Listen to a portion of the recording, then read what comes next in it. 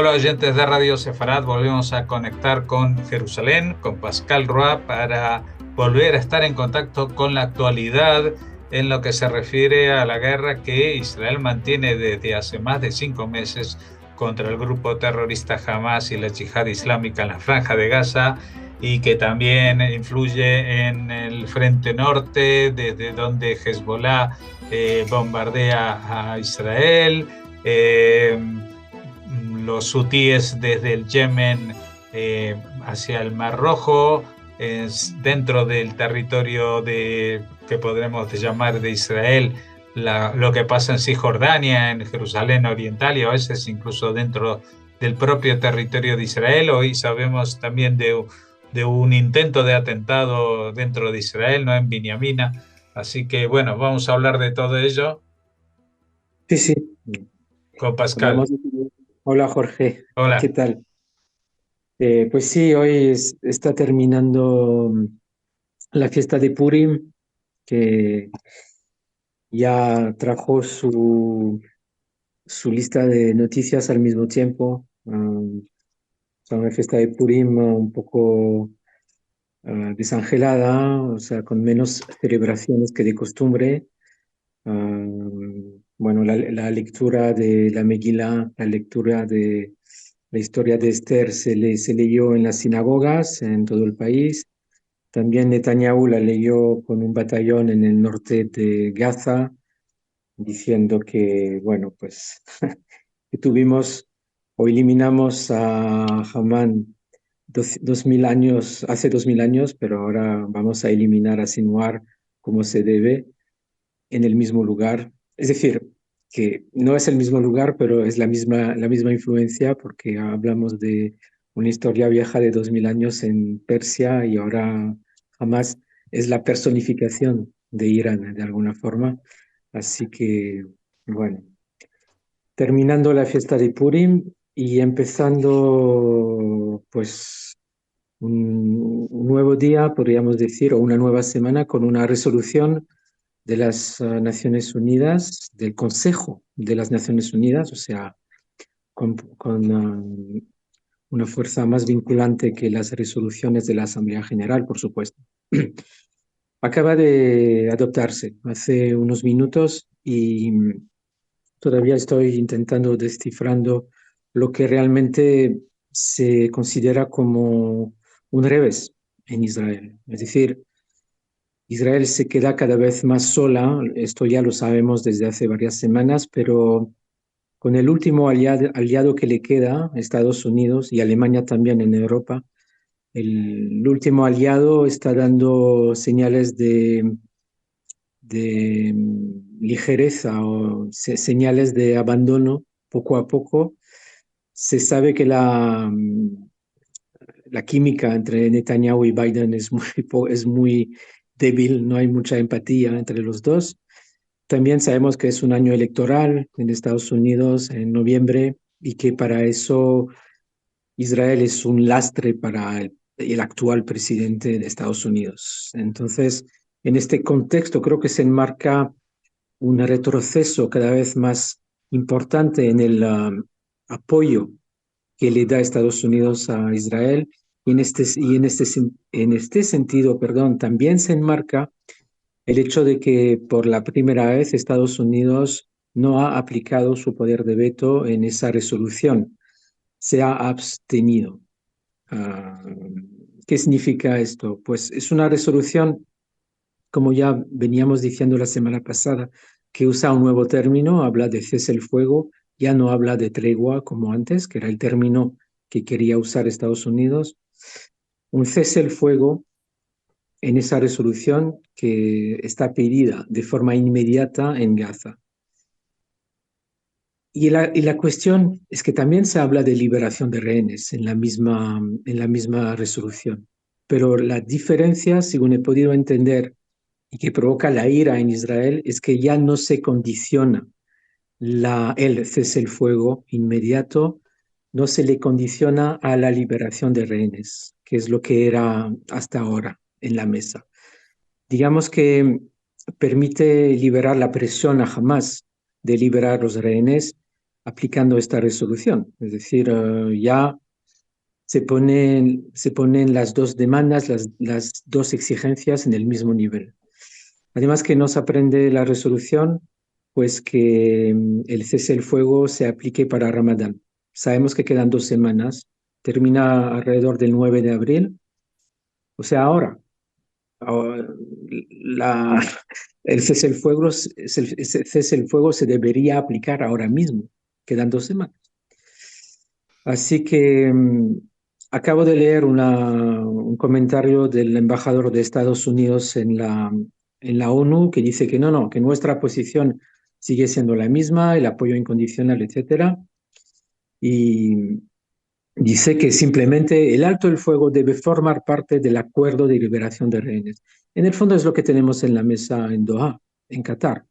O sea, ¿quién pone la presión a quién? Antes Estados Unidos aplica más presión sobre Hamas, ahora flojea más y se ponen las dos exigencias al mismo nivel. Para terminar, el enunciado exacto es que la resolución pide el cese el fuego inmediato, conduciendo a un alto el fuego sostenible. Importante que aquí no se usa todavía la palabra, el término permanente, que es lo que quiere Hamas. O sea, si pones permanente, dices que Israel ha perdido, incluso después de haber, podríamos decir, eliminado a 80% de Hamas. Aún así, un cese el fuego permanente sería el final de la guerra y Israel volvería a casa y Hamas también, y para seguir atacando. Es ese término sostenible que también se usó la semana pasada en la decisión del Consejo de del Consejo de Ministros de la Unión Europea. O sea, una de cal y otra de arena, podríamos decir. Un retroceso en el apoyo de Estados Unidos, muy leve, pero que se hace mucho notar aquí, un poco como el terremoto que hemos sentido ayer en el norte de Israel. Así aprovecho para colar también esta información. Es la segunda vez que se ha notado, no aquí en Jerusalén, sino en el norte del país, como un terremoto. Algunos vecinos del norte lo han sentido y así se ha relatado en la prensa. O sea, Y no era eso no era un depósito de armas de Hezbollah debajo de un cuartel de Naciones Unidas, por ejemplo, ¿no? no, esto viene de cosas más naturales, podríamos decir, que Hezbollah.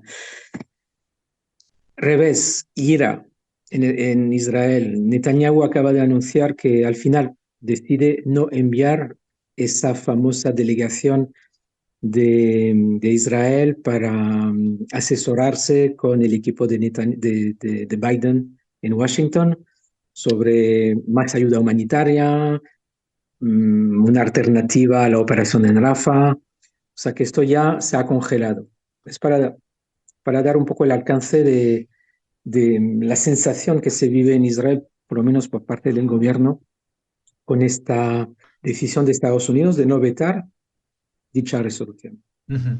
Lo que sí he visto es que se hablaba de que eh, habían devuelto a Barnea, el jefe del Mossad, a las negociaciones en Qatar y que, bueno, como que ahora le estaban ofreciendo a Israel mejores condiciones o que Qatar iba a presionar más a Hamas.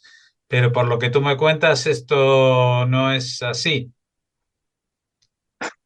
Son varios terrenos, son varios frentes. Digamos que en el frente de Doha, el frente de las negociaciones, efectivamente, una delegación un poco más importante ha llegado con David Bernea, jefe del Mossad, a la cabeza, um, porque, bueno, porque se pone más énfasis en lo que o Israel podría sacar de estas negociaciones. ¿Y de qué hablamos? Pues que ese acuerdo que hubo en París hace ya casi 2 meses, que no fue aceptado por Hamas, después se amplió este acuerdo para intentar responder a las exigencias de Hamas, por supuesto sin llegar a un alto el fuego permanente. O sea, se habló entonces de unos 400 presos liberados a cambio de 40 rehenes, o sea, uno por 10. Ahora se habla de, es una nueva propuesta de Israel, se habla de entre 700 y 800 presos palestinos, entre los cuales unos 100 de alta seguridad, o sea, con crímenes de pigua, o sea, de ataque terrorista, a cambio de 40 rehenes, enfermos, mujeres, personas mayores, niños, quedan 2 niños. También a cambio de una tregua de 6 semanas, de la vuelta de civiles al norte. Ahí todavía está en discusión porque Israel no quiere que todos vuelvan al norte, quiere filtrar quién puede volver al norte. Así que es el doble de la oferta a nivel de presos palestinos que lo que se había propuesto hace casi 2 meses. Ujú. Aclárame una situación, ahora que mencionabas el norte, hablamos del norte de la Franja de Gaza. Sí. Eh, Hoy en las noticias de España, que no alcancé a ver completas, pero se hablaba de que Israel o Netanyahu había había dado marcha atrás con la entrada de ayuda humanitaria al norte de la franja.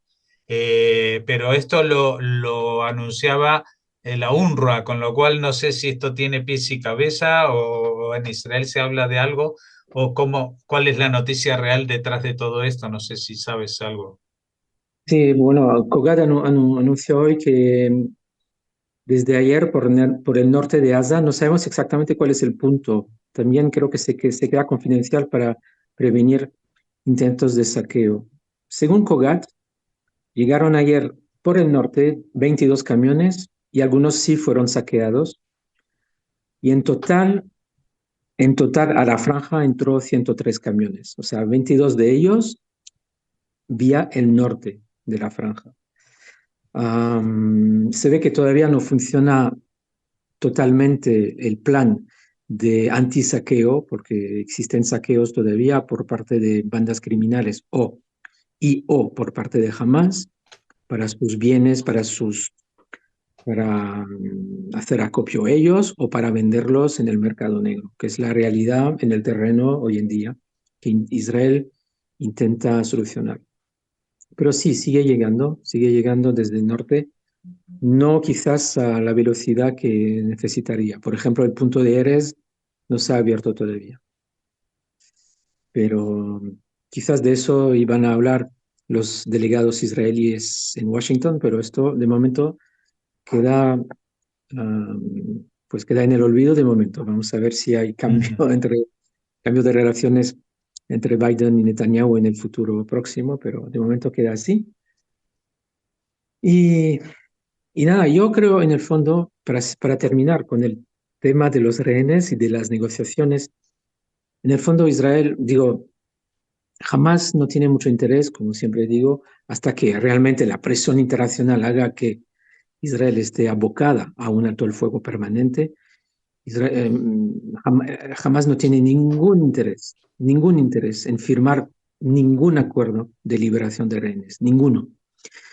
Tal vez tiene a rehenes muy enfermos que realmente son un lastre para ellos. Y yo veo quizás en este sentido, sí, una necesidad de deshacerse de ellos. Pero la carta que tienen en la mano, que es la más importante que puedan tener ahora, para ganar tiempo precisamente, el tiempo de las Naciones Unidas, el tiempo de la pérdida de paciencia de Estados Unidos, pues esto no lo quieren perder en la vida. Israel podría proponer 3.000 palestinos, presos palestinos con las manos manchadas de sangre, que les daría igual. Es mi opinión, quizás me equivoque, pero viendo cómo evolucionan las negociaciones, un poco como jamás se sigue riendo de Israel en estas negociaciones, así lo veo yo. Y desgraciadamente para los rehenes que quedan ahí captivos, ¿no? Bueno, esto en cuanto a las negociaciones internacionales, pero hay noticias de lo que sucede dentro de la Franja de Gaza, porque lo que sí hemos visto en los últimos días es más noticias sobre lo del Hospital Shifa, muchos presos que se han rendido, que incluso dicen que no quieren decir los nombres porque son personajes muy importantes y de momento hasta que no se tenga toda la información no quieren comentarla, no sé. A ver si hay algo más que se pueda decir al respecto.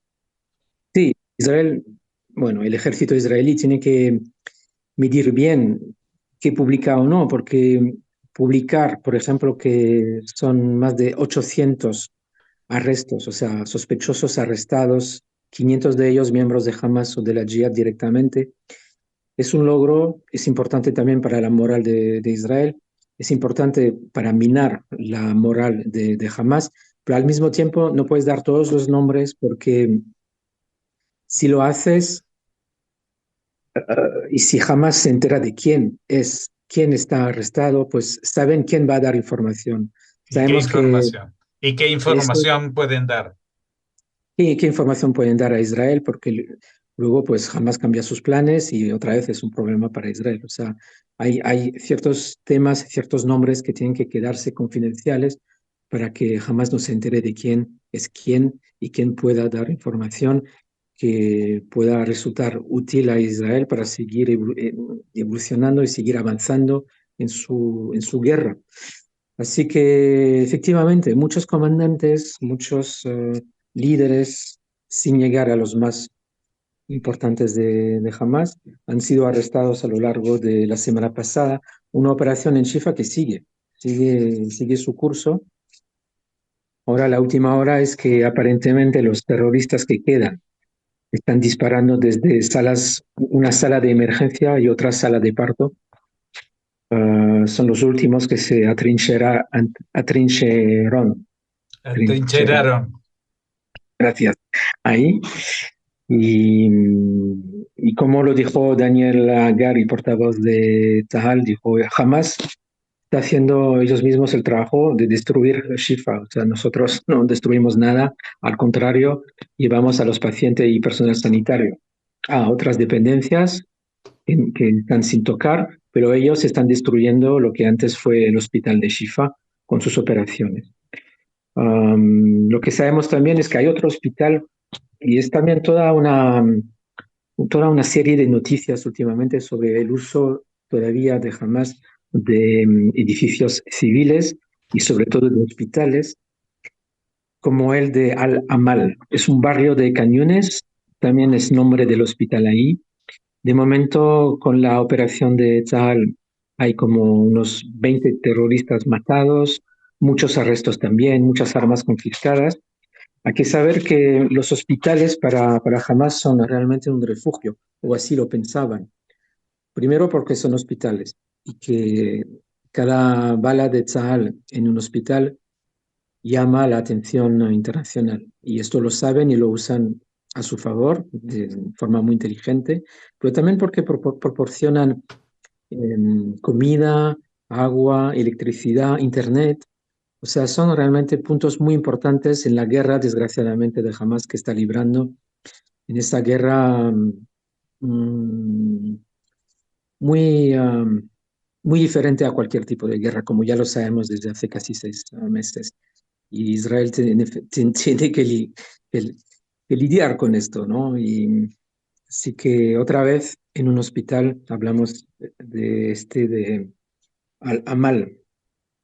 Como te he dicho, más de 800 sospechosos en Shifa, para terminar con Shifa, y unos 170 eliminados de los terroristas. ¿Qué más te va a decir? Pues nada más. Sí, desde Gaza, fíjate, hacía mucho, mucho tiempo que no hablábamos de sirenas en el sur de Israel y por la primera vez desde hace más de una semana, el domingo ayer se oyó una alarma a la altura del kibbutz Niroz, que ya ha sido evacuado. Y más sorprendente es la alarma de hoy, hace unas horas en Ashdod, la ciudad portuaria de Ashdod. No pasaba esto desde el 15 de enero, o sea, más de 2 meses sin alarma ahí. Así que de repente se despertaron, encontraron cohetes y los dispararon los de Hamas hacia Israel. Más noticias. De Cisjordania, una mala noticia es que nos acordamos del viernes, el atentado que hubo cerca del asentamiento de Dolev, que Tzahal usó un helicóptero incluso para eliminar lo que hizo, eliminar al terrorista que tenían un rifle potente de francotirador. Y con ese rifle consiguió matar a un soldado, David Garfinkel, que descanse en paz. Y esto, pues, te da también da una señal de lo peligroso que es también Cisjordania últimamente, con muchas operaciones en terreno, muchas redadas, muchos enfrentamientos, muchos arrestos durante el fin de semana que no hemos hablado. Desde la última conexión esto no cambia. Y no tengo más noticias sobre Cisjordania. De momento, en el norte de Israel, te digo que sigue una guerra de, ¿cómo lo llamaría? De menor intensidad que en Gaza, pero sigue la guerra. Ahora sí que uso el término guerra. Hubo ataques significativos de Tzahal, ataques aéreos contra varios objetivos en Baalbek. Otra vez, es la cuarta vez desde hace varias semanas. Hablamos de esta región cerca de Siria, a 100 kilómetros de la frontera con Israel, en el Líbano. Aparentemente los objetivos han sido fábricas de armas y de explosivos, y esto provocó represalias más agudas por parte de Hezbollah. Entre sábado y domingo recibimos más de 60 misiles, muchos cayeron en campo abierto y otras fueron interceptados por la cúpula de hierro. También de domingo a lunes recibimos unos 15 cohetes lanzados desde el Líbano contra varias bases militares, pero sin causar daño tampoco ahí. Y terminaría con Siria, antes de pasar a los hutíes. También en Siria hubo un ataque atribuido a Israel en la zona de Damasco durante el fin de semana, hacia la frontera entre Líbano y Siria, en una zona conocida como una zona de transporte de armamento desde Irán. Ahí se destruyeron varios almacenes de armas, aparentemente. Así que también es otro frente abierto para Israel, como lo estamos viendo desde hace varias semanas. Y de los hutíes, lo que sabemos es que hubo más destrucciones por parte de Estados Unidos contra instalaciones, por ejemplo, instalaciones subterráneas con armas y explosivos cerca de la capital, de Sanaa, o sea, un ataque en el territorio yemenita. También ayer, eso fue el viernes, y ayer destrucción de 6 drones volando sobre el Mar Rojo. Estas son las últimas noticias. Es una semana también importante porque también a nivel interno se va a votar el miércoles una ley que tiene que ver con la guerra, pero de forma un poco más remota, aunque no tanto, que es una ley, se llama Hok HaGius, la ley de Reclutamiento. enrolamiento, Reclutamiento. de reclutamiento. Es una ley polémica porque es una ley que Netanyahu quiere que se adopte en el sentido que él quiere y sobre todo los socios de su gobierno. Pues, ¿qué dice esa ley de reclutamiento? Pues que los jaredíes, o sea, los ultraortodoxos, sigan exentos del servicio militar. Y es un tema sumamente agudo en esta época de guerra porque la mayoría, por supuesto, de la población israelí quiere que todo el mundo participe al esfuerzo de guerra, también los ultraortodoxos, con sus disposiciones particulares, con sus limitaciones, puede ser, pero no, ya Israel no se puede permitir, según los contrarios a esta ley, Israel no se puede permitir dejar fuera del esfuerzo de guerra a los ultraortodoxos. Pero de esto seguiremos hablando a lo largo de la semana.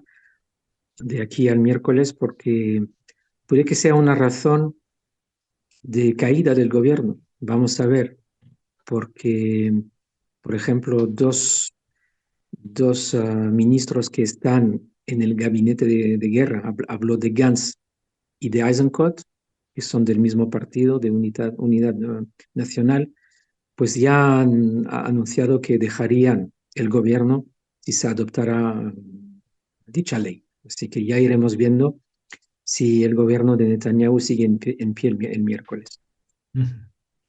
Bueno, y veremos hasta mañana qué es lo que sigue en pie, lo que se derriba en las próximas 24 horas.